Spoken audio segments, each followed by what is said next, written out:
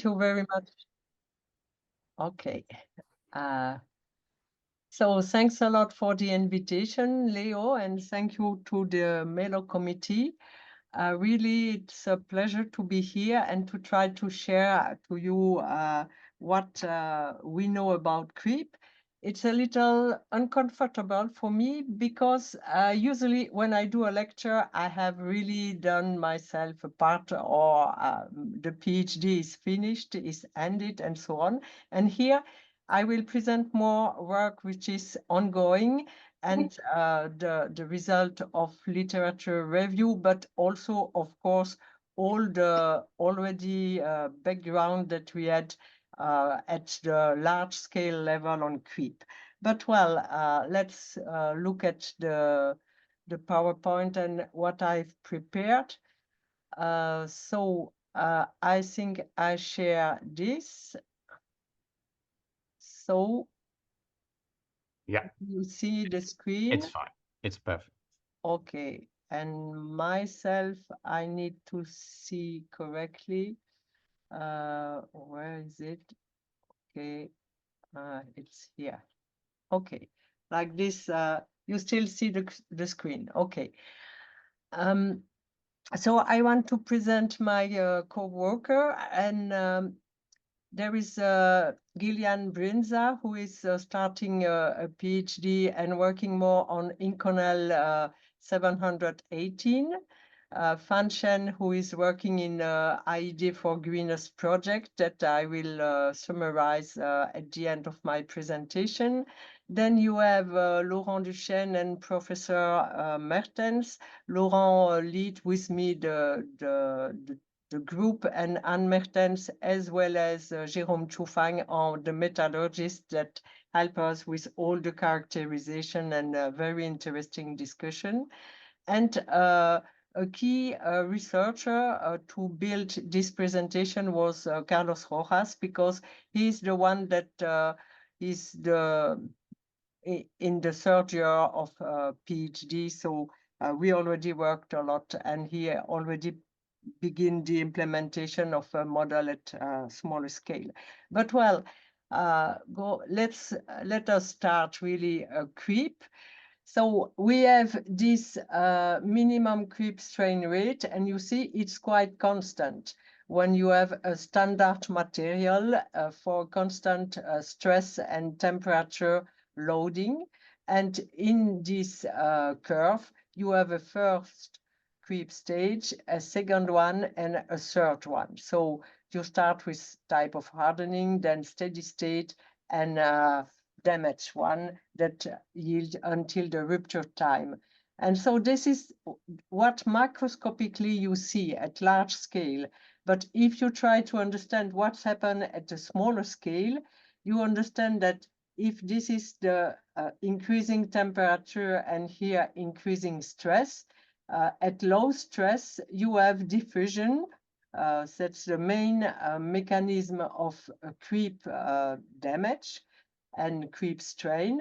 And if you are at high stress, you have more a dislocation creep mechanism. And if you are at very high stress and very high temperature, you have recrystallization and you have creep too.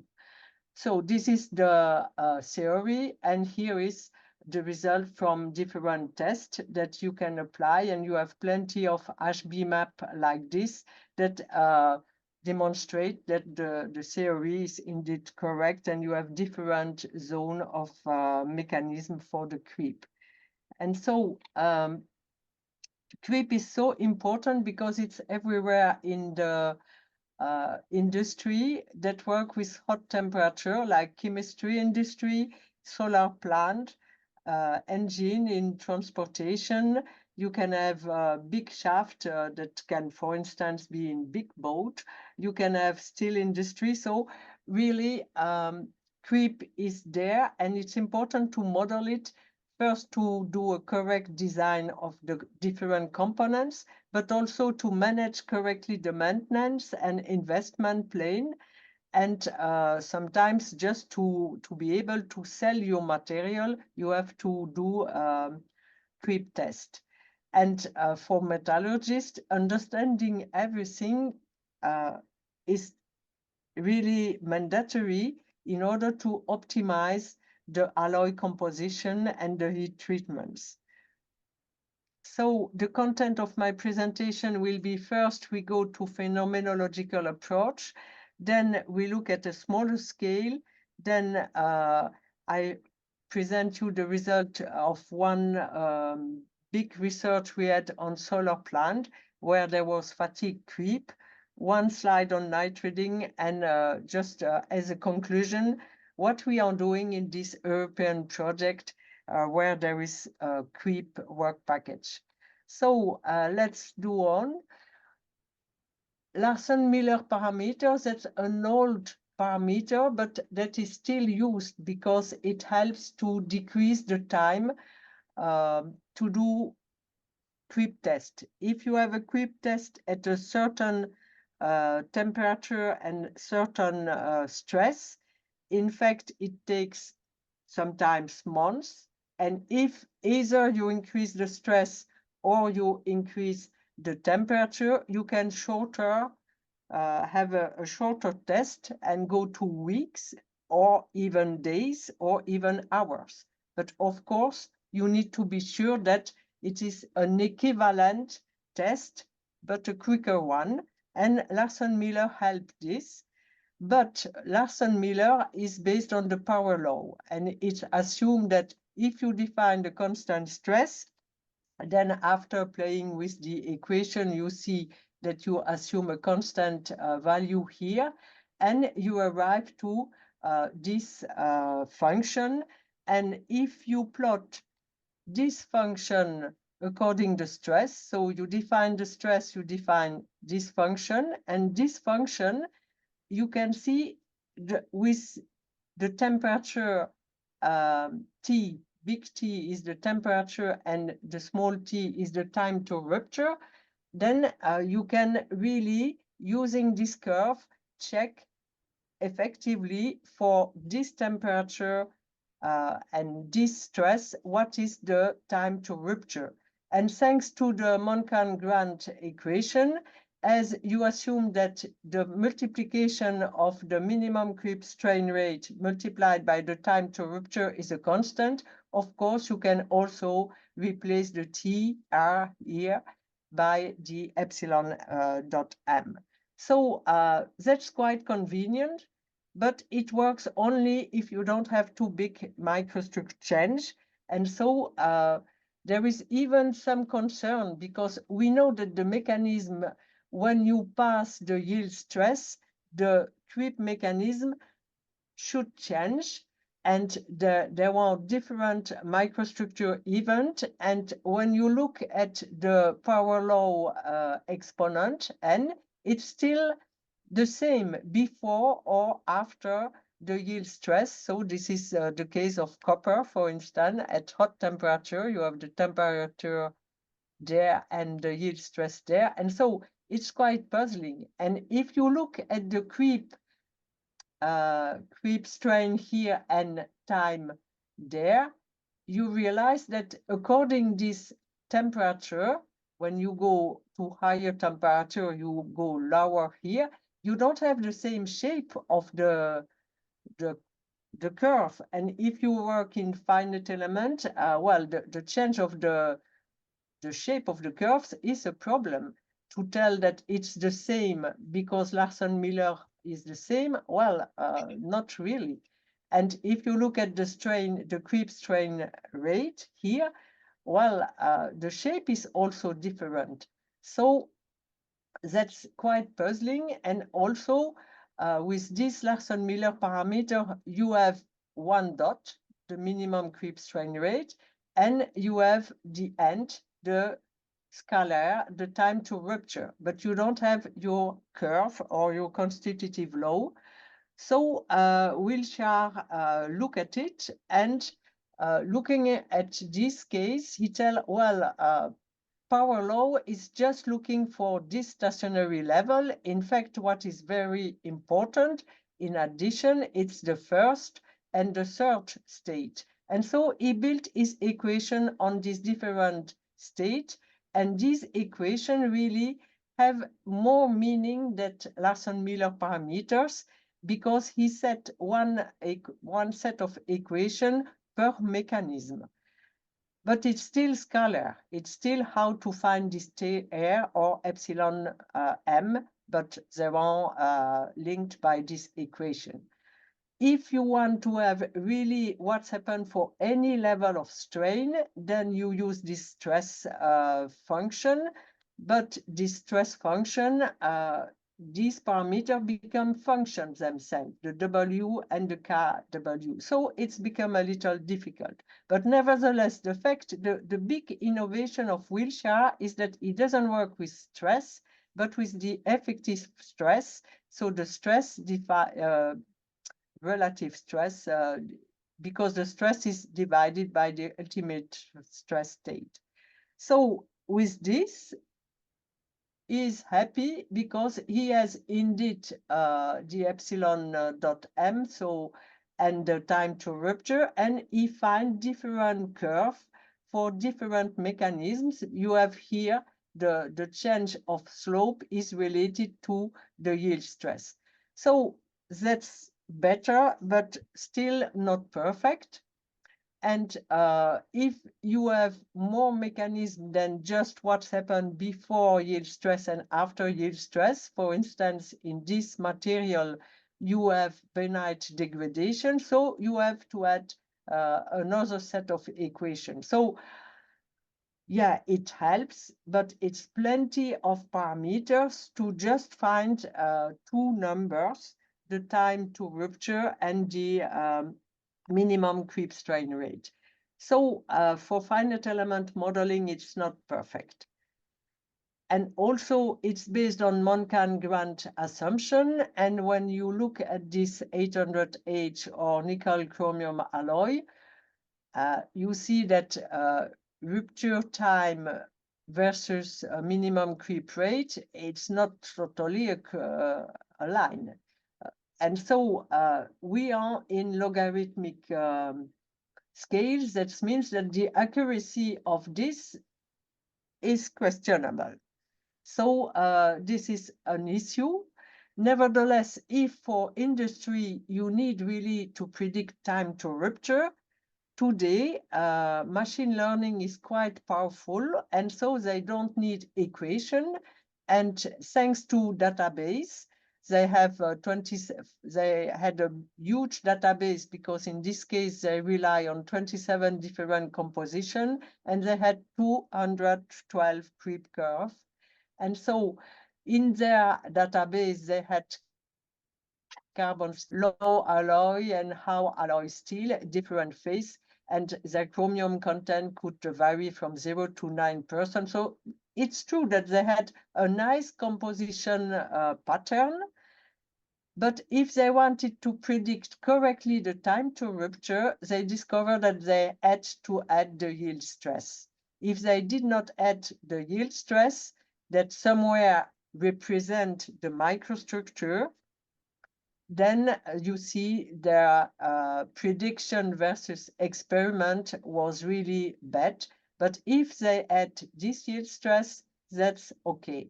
And so they have different machine learning algorithm. I will not enter this detail, but one is better than the other, but all predict the correct things as long as you add this sigma y. And another article work on similar approach, but he just applied the Vickers information, which is in another way the yield stress. So you see the impact of the microstructure somewhere here. But well, let us stop with this color. For finite element, we need stress curve and stress strain curve. And once you have standard stress strain curve, not stress strain, stress time curve for your standard creep test, you must go from one reference case to another one. And you could think, well, do I go vertically, horizontally, or do I have a real constitutive law with good internal variable which have a mean and I can go from one to the other based on my internal variable. And so it was Harrison, for instance, in 2018 that checked this. He worked on such experiments. So these experiments were, I apply a different temperature function with this scale, as you see, cyclic cyclic temperature, and I apply a certain level of stress, and I try to predict it.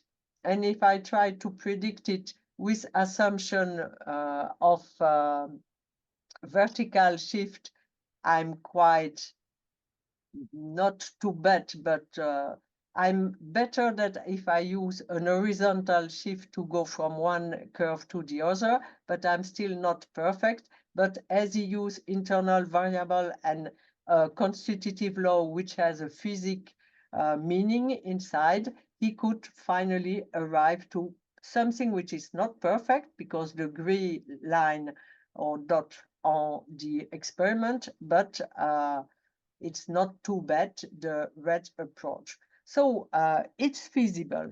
Now, what is a good constitutive equation?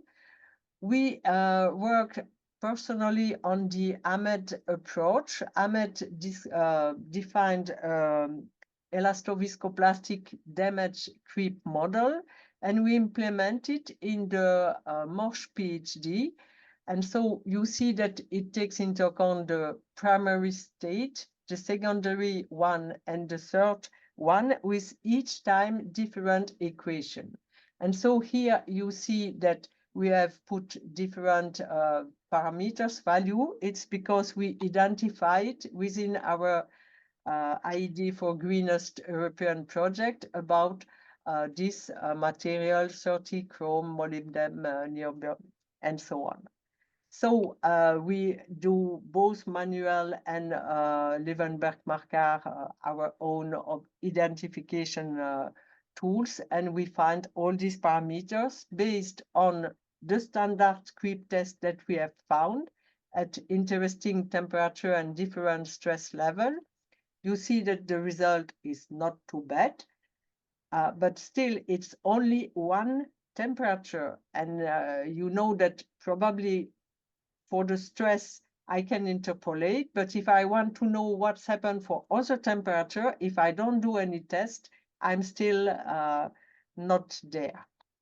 So you see that also considering this material, the material is quite a simple case because I have this minimum creep strain rate, which is indeed clear in the prediction of this test.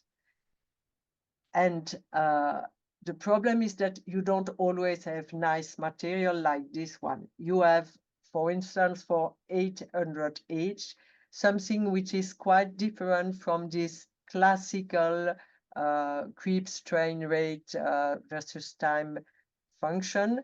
Here you have a first minimum and a second minimum. And so this is related to different carbide precipitation, dissolution, and so on. So we don't have choice. The material is there, so the modeling must take this into account. If you don't enter the microstructure, you just stay at the phenomenological point of view, you have Graham-Wales viscosity function that can help you. Because the idea is quite basic. Well, I have different event. I put one function for each. One function for decreasing creep strain rate, the first one, then increase, then again function 3 for second decrease, then function 4 for the last increase. I add everything and finally it works. Well, that's fine. The equation are like this. So for each function, I just add the different function. The temperature relation is quite easy because I have a single C parameters and exponential form here for the dependence on temperature. and for the rest, it is the different function that I've chosen. So at least if I have chosen my function, I don't have to do tests at each temperature if I have tuned correctly the C. So that's one way.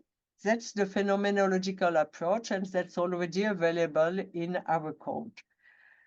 And as you can see, he presents this result in Acomen 22, and he can reproduce, well, it's not perfect, but it's really quite good when you see the issue you can have in creep modeling. So the implementation works correctly.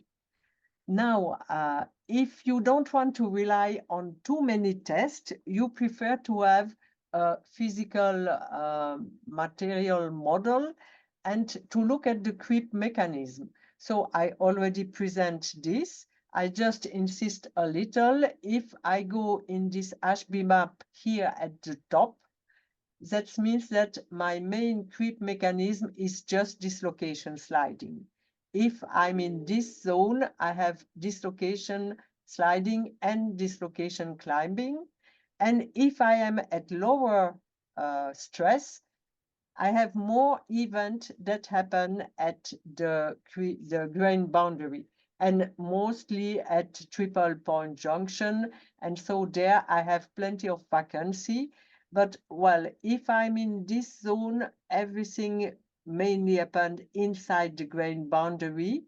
And we can even tell we have slipping between the grain boundary, where I'm arrive at hot temperature. Even what's happened, the vacancy that I have in the middle, in the intragranular defect, they have an effect and they arrive at the end at the grain boundary. Then, knowing this, what do? I can rely on one equation. So this well-known equation relates the creep strain rate here to the dislocation density, which is the rho here. I have the velocity or dislocation glide velocity here, the VG, the M for the texture and the Taylor factor, and the B for the Burgers vector. So with this well-known equation, if I have correct model from all my dislocation, I can go on. And that's the way I think it's very interesting to go. We have already macro law, and we have seen with Wales equation, we can go on like this. Just we have to adjust the variable to the different mechanism. And so we can adjust them on virtual test generated by a mesoscale model, or we can couple it and couple our state variable to really a set of equations that model the kinetic of the mechanism. And so that's other set of equation, but it's possible. But this coupling can be slow. So there is also other idea that we can generate a database and do some interpolation with machine learning. Now that's can possible. So we will see what is the most efficient, but we are currently on the way to test this. And so what are these semi-physical creep modeling approach? You have here this Oran equation that define the creep strain rate, and then you have equation for each mobile, static, boundary dislocation density. And as you have the subgrain, which is very important in creep because it stops the dislocation movement, it is coupled equation, so you need also subgrain radius kinetic. And so Carlos did some nice drawing and other author that you can find in the literature, but he did this to make it a little more pedagogic. So you have the static dislocation in green here, the mobile one here, and at the grain boundary or the subgrain boundary, you have the dislocation density in red. And so what we are going to do is just to quickly see that each term in this equation has a meaning. The first term here for the mobile dislocation is just the Frank Reed dislocation source. So when you have already mobile dislocation and they move, then they can be pinned, they can generate loop like this, and you generate new dislocation, mobile dislocation. You can also, in the case of grain boundary, this grain boundary nucleate, emit new dislocation, mobile dislocation. And so this rate, of course, depend of the grain boundary state, and this is represented by this second term.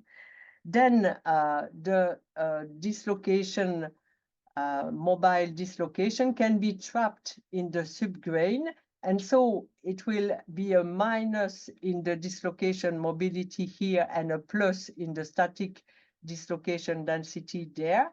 And so you have this third term. If you now look at the next term, the mobile dislocation can meet together and anneal themselves. It is for the mobile, and they can also meet the static dipole. And in this case, the static dipole can be somewhere annealed, but you generate more new mobile dislocation. And so all this for gliding. And if you look at climbing, you have also interaction, same as I just expressed for the gliding, but for the climbing. So all these equations for people playing with a long time with dislocation, these are well known. And now you have what's happened inside the boundary and the sub-boundary, and you have first the static dislocation that become really to minimize the energy, the material find somewhere easier or a lower energy state if you form this subgrain. And you have also the subgrain that can grow or subgrain that can nucleate. And so this changed the things. And so with all these equation, Gonian, and there were other paper, but I think Gonian paper is a good one because it's quite pedagogic and you can understand each origin of the phenomena. And so when he applied his model, he could present this. So you have the dot for the data and the line for the prediction. So for this material, it was okay, but he could not predict the end, the rupture. When he do jump stress level, he could also see that indeed, when he decreased the stress, he decreased the strain, the creep strain. But if he stay a certain time, then the stress applied readjust, the internal stress readjust, and so the effective stress can reach a certain threshold. And again, within the equation, he showed that he have an increase. And so the logic is there, the physics is there, and more people use his model. So this is more recent. And he just used the same equation, but in his case, he had some important cavitation. So he took this damaged cavitation in addition, and he had also precipitate coarsening that also has a bad impact on creep. And so he had to add this term. He did not need to implement the nucleation of new subgrain. He just worked with the subgrain which was in his material, and he arrived to a good prediction of the P92 temperate martensitic steel. And so in the same range, Riedelsperger, this is the Austrian Linz team, he applied the same type of model to the P91, austenitic martensitic steel this time. And there you see that the climb dislocation are very important. And so he just add them both. He arrived to an effective velocity. He keep the same effect of precipitation and cavitation. He adjusts a little the parameters here, and he could model correctly this creep material case. And so they go on, it's the same team, and they try to apply it on a material where there was no subgrain, so we forgot these parameters, but he had, in this case, big diffusion strain effect. So this diffusion mechanism, he had to translate it in this strain rate, and he had finally the dislocation strain rate and the diffusion strain rate that generate his creep mechanism. And so you can see that there is a big difference if we take both or only one into account. And so finally, he could validate this with experiment. So if I conclude for this semi-physical creep modeling approach, you have nice equation that you know, but you really need to know very well your microstructure and its evolution. And so you can do interrupted test and many characterization, but you can also use thermodynamic simulation and software like thermocalc, matcalc, and all the derivative, Dictra, Prisma, and so on. But these are theory, so you really need the test to check the kinetic that your thermodynamic simulation predicts you, but it can help surely. So there is not only this type of equation, but there were other teams that already did the integration of all these rate equation, and they arrived to such a law, for instance. But you have the creep state 1 and 2, which are related to the grain boundary, and you have the third state of creep, which is related to the intragranular damage. And so if you look, we don't take this time now, but if you look in all the parameters, you discover that, in fact, like the incremental strain dislocation rate equation that we just have, we use the same type of information about precipitate size, about grain boundary shape and distance, diffusion constant, and so on.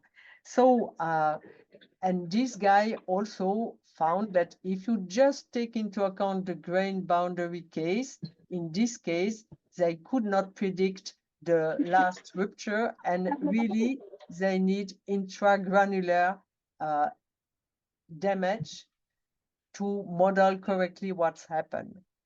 And so if now okay, somebody who has the micro not closed. So if you work on additive manufacturing, you would like, of course, that all the historical model work. But when they try, they did not succeed. Why? Because in additive manufacturing, you have plenty of vacancy and a lot of porosity. And so finally, you have to add this cavitation term, this cavity cinetic, in addition to the previous equation that I already presented. And to understand, I took the time to look at a little as Incoloy, because it's one of the material we are focusing in the project from Gillian here. And so he showed that in the cast forge, he has just completely recrystallized microstructure, and at the grain, he had some delta phase at the grain boundary, while for laser powder bed fusion, he have big grain, an isotropic grain, and a lot of subgrain here. But this is the as-built material. After, in all the case, they apply always solution heat treatment and then aging. And you change the microstructure. You change it strongly. You see here that the as-built microstructure, which is here, it has interdendritic region, and in this interdendritic region, you have plenty of niobium and you have lave. And so you have also high dislocation, but you don't have any delta phase. If you age this structure, you arrive here. So you have already a little less dislocation. You have still subgrain here. But if you do some further characterization, you discover that when here you did not have the gamma prime and gamma prime prime precipitate, or I don't know how to call it else than gamma prime and gamma prime prime. So you don't have them here and you have plenty of them there. If you apply a solution heat treatment, you can dissolve the delta phase, and during the aging, you generate also this phase. If you are at lower temperature, you keep the delta, you have the aging, you generate again your precipitate, your gamma prime and gamma prime prime. And why is gamma prime and gamma prime prime so important? It's because they block the creep, but they need niobium. And so if the niobium is trapped in the delta or in non-homogeneous interdendritic region, you don't form them, and so you need them. So you must adjust the heat treatment, and indeed you see that the best, the lower creep strain range, so the best strength for having a good material versus creep, it is this heat treatment which is important because it has no delta, no laps, low dislocation, and so enough niobium to form large gamma prime prime and high volume. But you see that it's not stable. You don't have a nice constant minimum creep strain rate. So it's not perfect. If you just do an aging, then you have less gamma prime prime. So you are not as good in creep. If you are with a solution heat treatment at low temperature, you are nearly as the forging, and you have not enough niobium to generate enough gamma prime and gamma prime prime. But well, nevertheless, this author here, he tell that additive manufacturing is good. Well, it's strange. In the first slide, I just tell the contrary. Well, it's just because he works in compression. And so all this cavitation in compression don't have so much impact. But you will see in my second example for this material, this second example, they use first different heat treatment at higher temperature. So they have recrystallization, and they will use tension. And so you see that these different heat treatment have different impact. So here you have the as-built laser powder bed fusion with plenty of laves in the interdendritic zone. If you apply this first heat treatment, then you form the delta on the grain boundary. If you apply higher heat treatment, then you have less delta and you form carbide.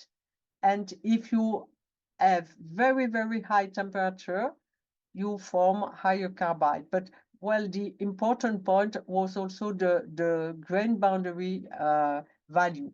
And you see here, this is after creep. You have a tensile creep test, and you see that really around the grain boundary, you have formed big porosity and you have big crack. And so the laser powder bed fusion in this case is not the best one. So to evaluate the heat treatment, which is the best, what is important is really to look at the quantity of the gamma prime prime, which is proportional to the hardness. And you can also look at the grain boundary and see if the big particle in the grain boundary have dissolved enough, they have give you niobium to generate this everywhere. And that's what's happened with your first solution heat treatment. You have not enough dissolved your phase track, keeping the niobium, and so you don't have such high amount of gamma prime prime. But if you heat higher, you have more. If you heat longer, you have even more. And indeed, this DHT2 will be the best for the creep. So you understand that your equation in this case must really follow the kinetic of gamma prime prime.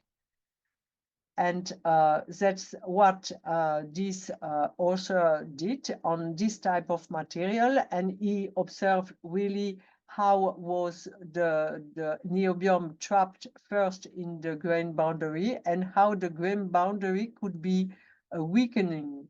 If you have recrystallization, you have less grain boundary which are badly oriented versus the tensile direction, and your grain boundary are stronger because they have less precipitate. And so that's explain the different effect that he has. But when you see this model, you could think, oh, well, that's the grain boundary that will define everything. But no, because when you do the test, and so it's the model, I don't enter all the equation, but it's how he really compute the quantity of gamma prime prime and gamma prime versus the kinetic. But what's important is the final test and the fact that this thermal heat treatment, when you indeed generate a lot of gamma prime prime, you are in this position. So this is the creep strain rate versus time. So you have the same time to rupture. So you can imagine the same damage, but it's not a grain boundary dominant because the DHT2 and DHT3 generated 80 or 280 micrometer of grain size. And so, yes, there is a different slope here, but the moment of rupture is the same. So if the moment of rupture is the same, it means that it's not the dominant mechanism. It is a mechanism, but not necessarily the dominant.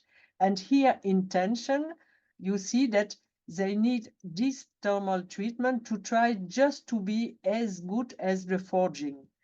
And in my last example, there it's another material, but it's the same material, but other thermal treatment. I will not enter the detail here.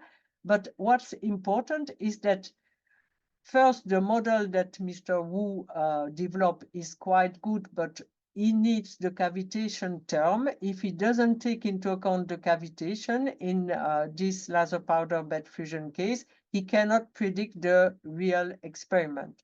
So definitively, if you work on additive manufacturing, you need this cavitation term in addition to dislocation glide and climbing and diffusion. And for the cast material, he had everything in the model, no problem. But what's important is you see here we are at 300 hours and there 40 hours. So really we can tell that additive manufacturing is still not very good in creep. If you work in tension, you have to work to improve this and to take out all this vacancy. So that we go on. We are now arriving to something else, which is fatigue creep. We work on fatigue creep for solar plan design. And so this solar plan, they have very, very huge tube, 18 meters. And these 18 meters, they are at the top of the tower. And the mirror send the solar ray everywhere. So this is very hot, of course. And so inside the tube, you have also hot molten salt. So you have all what is needed to generate creep. And so to generate fatigue too, because you have day and night, and so you have cycle in the thermal history. And this Marsh law and this PhD was really adapted to model this. But we had some issue of first identifying the parameters. I told you, if you work with phenomenological model at different temperature, you have plenty of equation and plenty of parameters. We had 31 equation to solve, and we had 40 parameters to solve. Well, looking at a clever way to make the dependence with the temperature, we could decrease it a little, but it's still very huge. And it's explained why we decide to start new PhD on the lower microscale to try to generate something else than a law that rely on too much experimental campaign. That's the explanation. So I will not present all the equation, but it's a logic damage in creep and fatigue law with kinematic and isotropic hardening. And so there are plenty of equations. So we tried to solve the system, and we had some issue, and we test plenty of different ways to iterate to find quickly the solution of our 31 equation solution to find. And the winner is still Newton-Raphson. So we published this, but finally, we find a way to make it converge, but it's with the usual Newton-Raphson approach. But we still had this problem of time, because the solar plan is for 25 years. And even this, I find it very low. I would hope 50, but it's 55. So to sell their solar plan, it's 55. So we work on this. But 55, if you want to model the 18-meter long, it's impossible from the computation point of view. So we just simplify. First, we jump, we do the complete computation, then we just extrapolate the kinetic of the damage with the state where we are. Then we again compute the stress state and compute again the damage, and we go on like this. And also we don't compute the 18-meter because globally the sun is the same at the bottom, the middle, and the top. So we just use one slice. And so we finally check that between the full simulation and our cycle jump case, the error was really minimum. So we were very happy. And a full computation with this slide would have taken 104 hours. And with the cycle jump, you divide by 10. So that's still manageable. And now I arrive at the last effect I wanted to present you. It's nitriding. Well, because your material, once it's in hot environment, usually it's in air, and so you have some nitridation.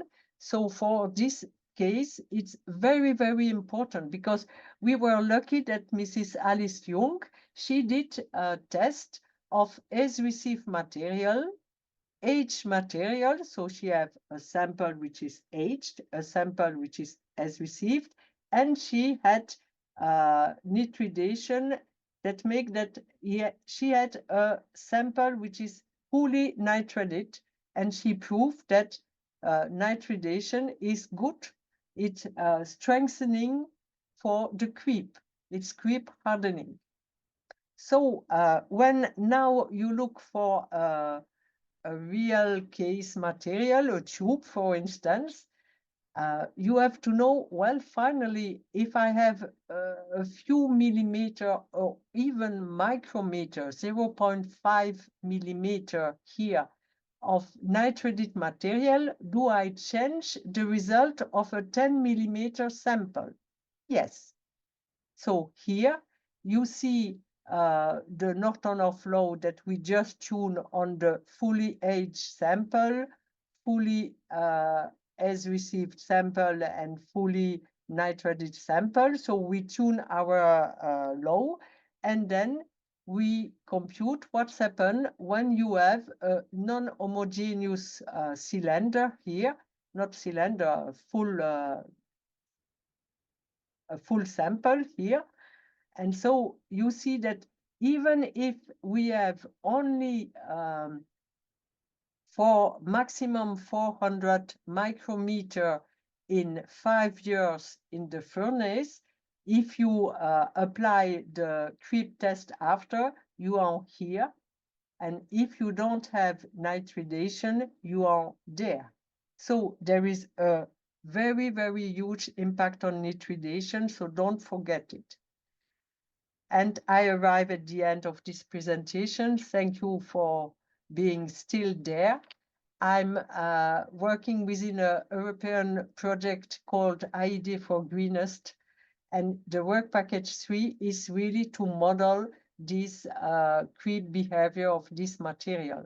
And so we have a manufacturer of big shaft, which is Renosa, and we have different partners that can do plenty of microstructure observation. In Liège, we do the standard creep test. In AMDA and Fraunhofer, they do accelerate creep test, and I will identify my MOSH model on this. Ulu is doing the forging and cooling simulation. And so the creep simulation that we will develop will be based on this MOSH law that I just present you. We are ongoing on the micro law, and there is also machine learning that try to see alternative in Fraunhofer and AMDA.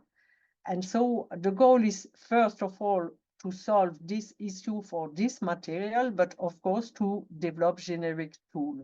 So if you are interested in this project, please go to the website and you can have a newsletter.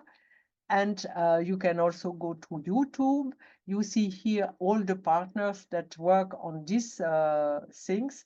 And I'm done. I hope it was interesting, but I'm ready to answer questions.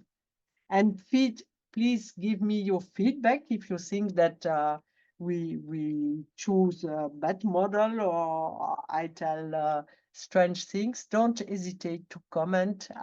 All interaction is welcome. Thank you.